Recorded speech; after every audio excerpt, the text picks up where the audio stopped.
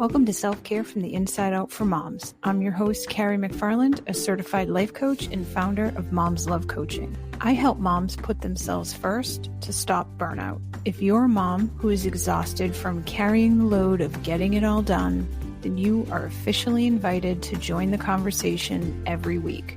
It's the perfect time to take a break, grab your coffee, and focus on the most important person in your life, you. Welcome, everybody, to Moms Love Coaching, Self-Care from the Inside Out. I'm Carrie McFarland. I'm here with Angie Turgeon-Ledoux. Hi, Angie. Hi, Carrie. How are you? I am good. I'm happy that the weather is not super hot like it was. Thank goodness. Thank goodness the humidity has broken, and I thought it was going to melt. And we have nights that are below 60, which is 60 Fahrenheit. It's delightful. No air conditioning at night, just the window open and a fan. Yeah. I know. I'm so sick of I'm so sick of hearing the whir of the air conditioner. I'm just like, yeah. It's like torture. It is. So I had my grandson last night. So he was in, and he's 9.5 months old. So he was in the bed with me, and so I turned the white noise on. But the ocean sound is different than the fan sound. Yeah. So. Yeah. No, I'm tired of not being able to be outside. You can be, but then like I like to.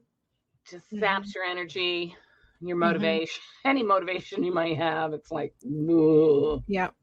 One might say I was feeling resentful of the weather. Oh, great segue.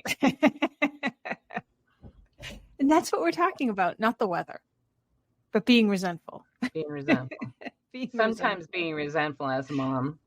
Yeah, or feeling resentful, right? I mean, it's something that comes up. I mean, we're human. So, we're going to feel many different emotions being a mom, right? Being a wife, being a partner, being an employee, a daughter.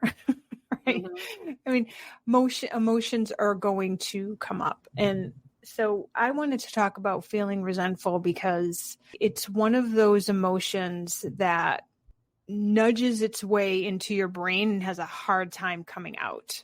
I looked up the definition of resentful on the Googles, right? So on the Googles. And I liked what it said. It said being resentful, it's an emotion that mixes anger, disappointment, and sometimes even disgust. Wow. And I was like, yeah, you know what? That really feels right. Anger, disappointment, and disgust. It arises when you feel you've been wronged or treated unfairly.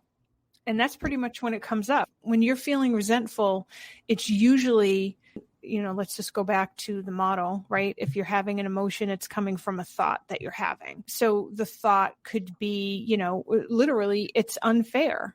This isn't fair. Why do I have to do this? Why don't they do this? Right? Yeah. And it could be about anything, right? I mean, we've been talking a lot on the podcast about the sort of unequal distribution of the housework between partners. And the thing that comes to my mind is a sink full of dirty dishes, right? Oh my God. Why am I the one that is expected to clean those dishes? Why is it that I have to take my time to do that while other people are getting to do what they want? That's not fair.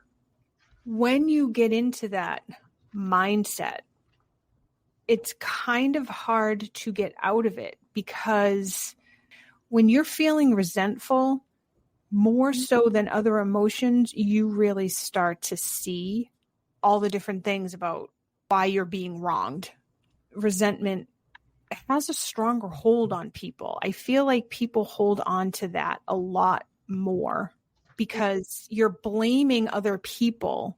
And so if it's something else, you feel like you don't have any control over it. So it just builds and builds and builds and builds and builds. Right. Assigning blame is the action for the feeling of resentful. And often resentful comes from thoughts that it shouldn't be this way. It's Right. unfair. I shouldn't have to. And then you notice that you're blaming others.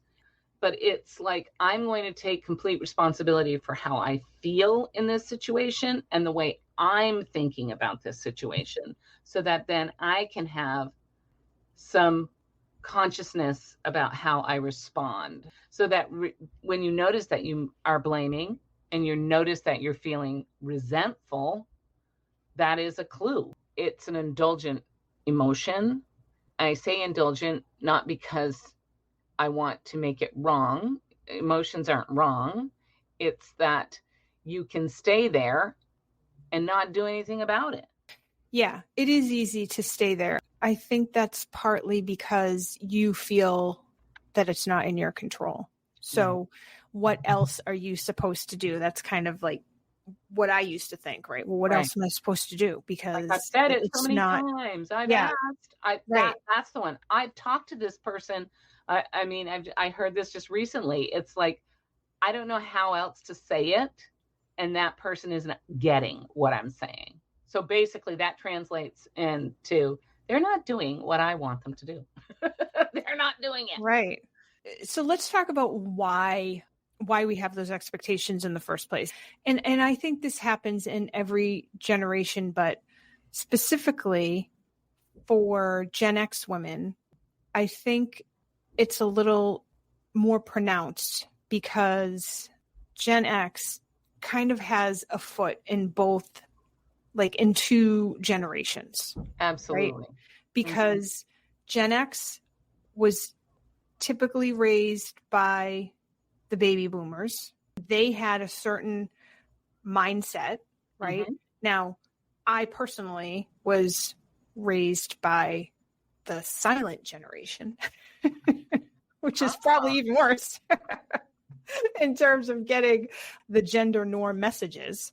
You know, the silent generation, the baby boomer generation, very gender rolled types of generation.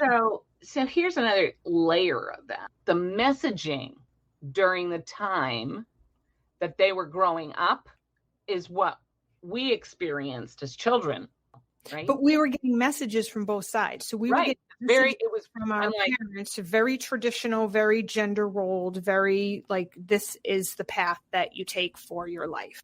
On the other side of that was society telling you that women should be empowered and women should have a career and women can be whatever they want. So you start a family and you have all these ideas in your head about you are supposed to be there for your kids. You're supposed to make sure that your household is in order and all the things that go with that. And you're also supposed to get a job and have a career, because just being a housewife, and I know people don't use that term anymore, but that's basically kind of like the mindset that we grew up with. Like, you don't really say that anymore when people stay home with their kids. You call them a stay-at-home mom. But when we were growing up, if your mother stayed at home, she was a housewife.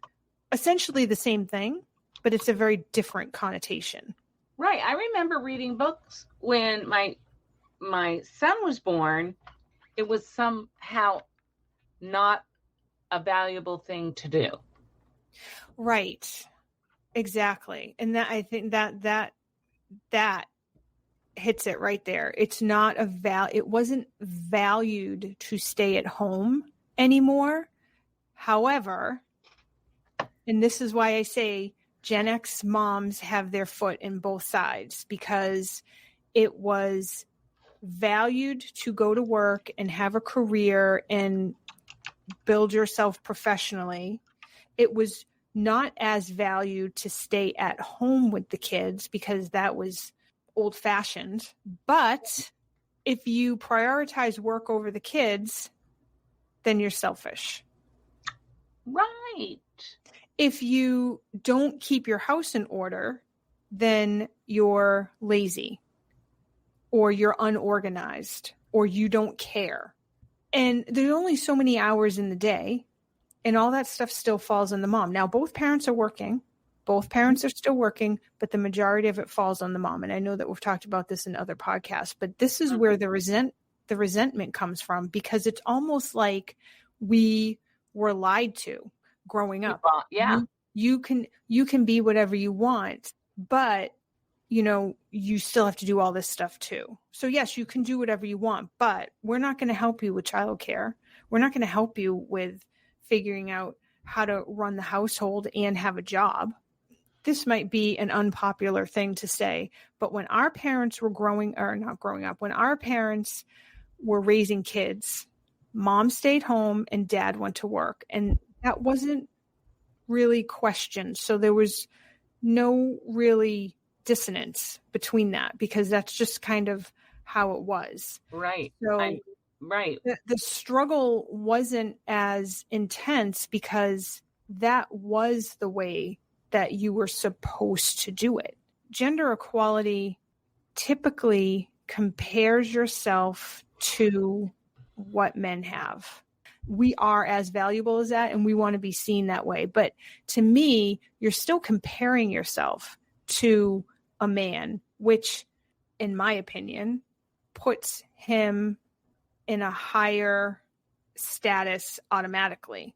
What I'm saying is be completely different. Do it differently, because men were able to have a career and have a family and have all that stuff because they had somebody staying home. Right. And taking care of all those things. It's just, I mean, the mixed messages. For me, feminism is about choices. Mm-hmm. And it's about choices that are unjudged, right? Not like fake choices. Right. Where it's like, okay, you have a choice. Oh, you're choosing that? Okay.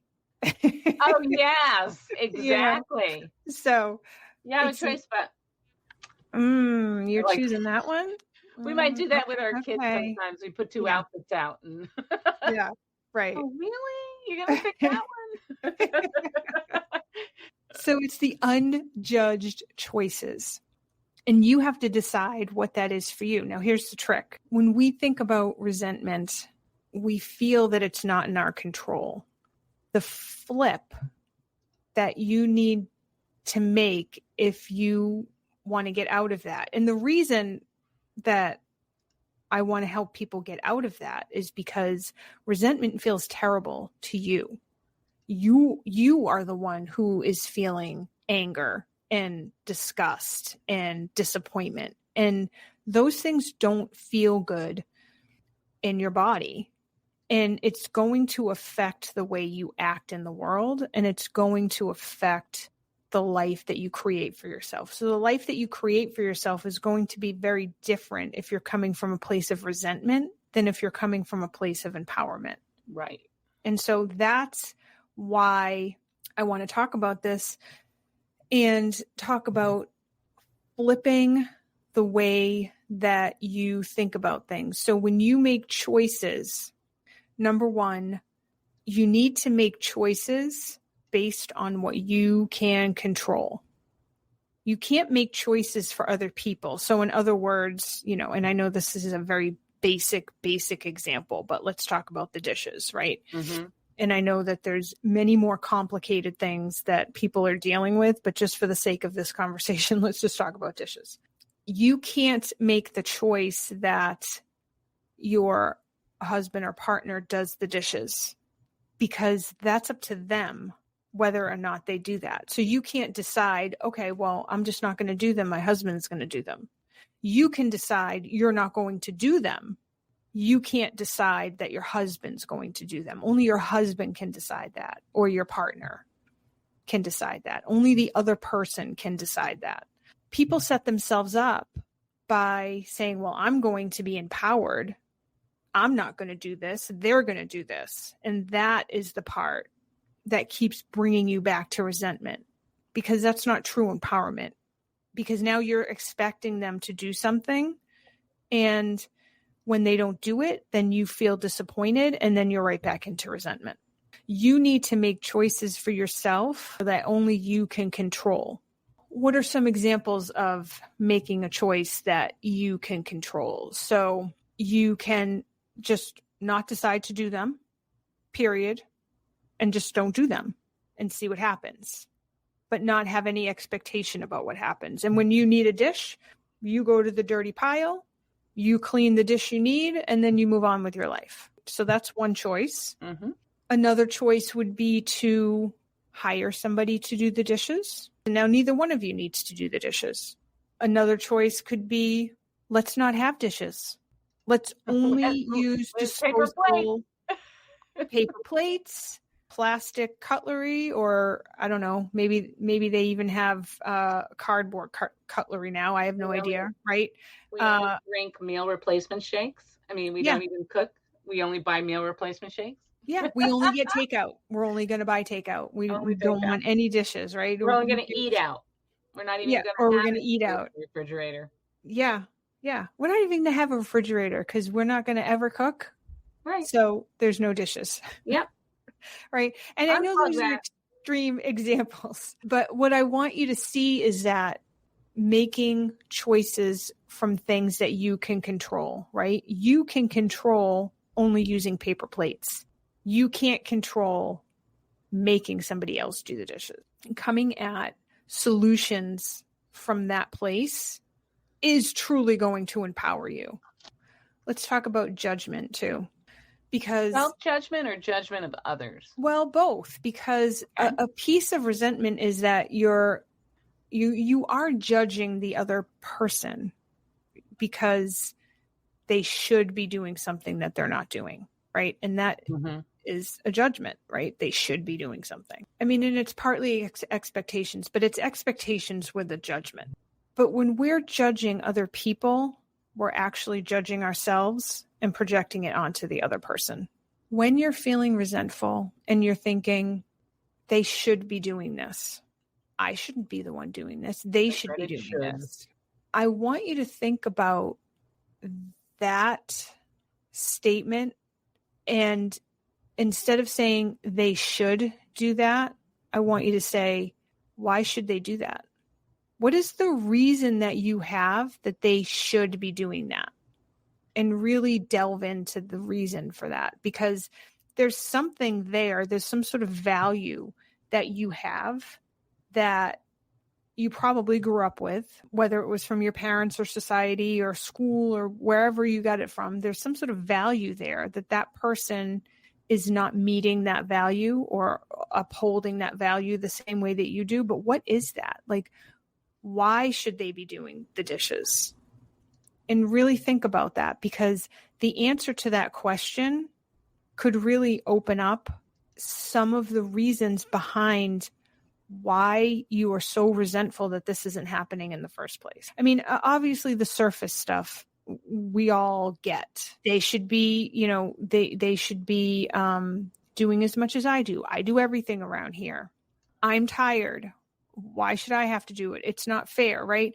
And not that that stuff's not real, but that's all surface stuff. It's the other stuff underneath. Like, why do you feel the need to do it? Why are you struggling with empowering yourself to come up with a different solution?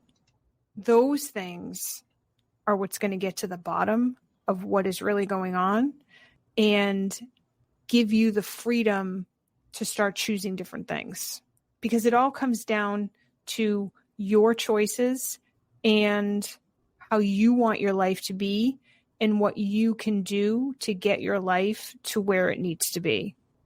The other thing that I'm thinking of too is, I think it's a clue that there's something happening in your relationship if the resentment is toward your partner. And it's an opportunity to get really honest with yourself and what your expectations are for others, and to share those expectations with your partner so that you can build a common understanding together, because resentment can create a chasm.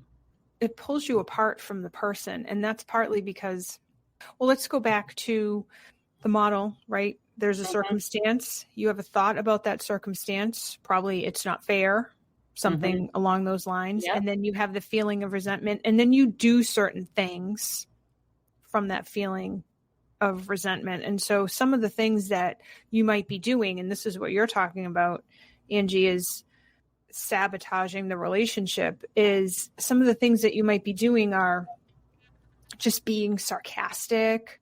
You're holding grudges, right? That's a big one. You're holding Jabbing. a grudge. Yeah. Poking the bear. You're just, it's just negative or critical. Like, you never do the dishes. You're so lazy. Snide remarks. Yeah. Right. Just all of that stuff. Right. And so what that does is it creates this emotional distance, right? Yeah. Especially if you move from being negative and critical to just nothing, the silent treatment. Right. And so all of those things are kind of designed to pull you apart, because you're not talking about what is actually going on, right? You're not talking about the true issues. You're reacting to kind of that surface stuff. It's unfair and you should be helping me. You know, I shouldn't have to do everything around here, right? Those are kind of the thoughts that you have that lead to resentment. And it makes sense that when you're coming from that place, that those are the things that you're going to do because you're angry about it. And so it comes out in these passive aggressive ways of, you know, holding that grudge and being negative. But in order to really come to terms with the resentment and just finding that solution to be able to move on from it, because again, this is affecting you and your mental state and how you feel in your body when you're feeling resentful, right? I mean, if you're holding a grudge, I mean, they call it holding a grudge for a reason. Yeah. Like, you're holding that in your body, right? It doesn't feel good. And it doesn't feel good. First of all, having those conversations with yourself about, why is this so important to me? Why should they be doing that? What is it that I believe and value that are leading me to say that they should be doing this? And just really getting underneath all that surface stuff. And then from that place, being curious. So moving from resentment to curious, so you can have a conversation with the person without having that judgment behind it, because now you're just curious. Now you just really want to know, you know, there's a difference between saying, why aren't you doing the dishes? I don't want to do them. Why aren't you doing them? Versus, okay, this happens all the time. I am feeling kind of upset about it, but I want to talk about it. So I know why I don't want to do the dishes. Can you tell me why you don't want to do the dishes? Right? See the difference? There's a more of a curiosity coming from that place. And that's where you can have a conversation with the person and come up with solutions. Now, you can either come up with solutions together if the person that, you know, you're having the conversation with is engaged with you and wants to help find a solution. That would be ideal for both of you, because then you're kind of working in harmony. If that's not available to you, then being curious with yourself, kind of asking questions of yourself and being curious and not judgmental, because we do that too. Well, I should just do them because, you know, well, why don't I want to do them? And why can't I get it all done? And other people seem to have it together. Why don't I have it together? Right? That's not going to help you. So just being curious about yourself and then making decisions from there that don't involve the other person, that really truly empowers you and not just sets you up for more disappointment. So that, I mean, it's a helpful self-awareness skill, really, that can relieve some pain and suffering. You don't have to sit in that. And I mean, I know sometimes the hardest thing to do is to have a open conversation with someone about your own resentment, but coming at it from this is my experience, increases the chances that that other person would be able to hear what you're saying. Mm-hmm. So It's all about conversations. mm-hmm. It's all about curiosity and conversations so you can empower yourself to make decisions from the reality place of where you are and not the place where you think you should be. Right. That's where we get hung up. Right. We got to drop the shoulds. Drop those shoulds. Drop them. Just let them go. And just be curious and, practice empowering yourself to make those decisions so you can move out of resentment and feel better. Feel better in your mind and feel better in your body. That is what I have for today. Until next time, everybody. See you next time. We will see you next week. Thank you so much for listening today. If you enjoyed this episode, it would mean the world to us if you like, subscribe, and share. And don't forget to leave us a 5-star review on iTunes or Spotify. This makes it easier for everyone to find us and helps us spread our message about self-care from the inside out. Have a wonderful week, and remember, making yourself the priority is the highest form of self-care.